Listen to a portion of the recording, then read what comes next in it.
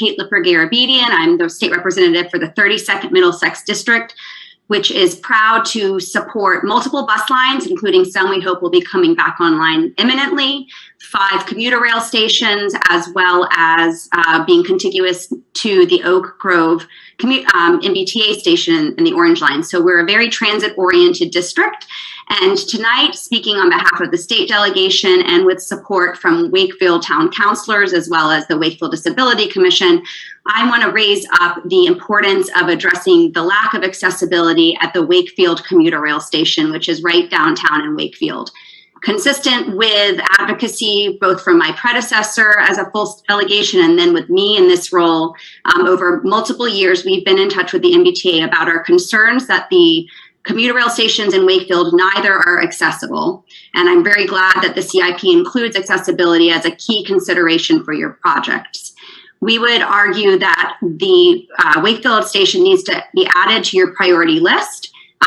The Wakefield leaders have shown tremendous commitment to meeting state goals. For example, there are now more than 400 transit-oriented units that have come online that are within throwing distance of this station. And yet, if somebody is mobility impaired, they cannot get on the commuter rail at this stop. Instead, they have to travel north to Reading, which has no accessible parking lot spaces, according to your information, or south to Melrose, which has only 2, to be able to access the commuter train by a mini-high platform. In 2019, the state delegation reached out to request mini-high platforms at the Wakefield station, and at that time, the MBTA responded that mini-highs were no longer being considered.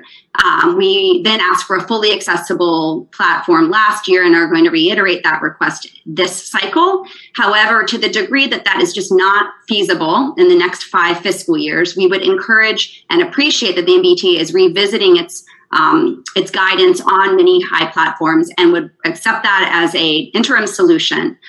Again, we're talking about more than 400 new transit-oriented units that have come online, in addition to already many riders who have accessed the train by Wakefield.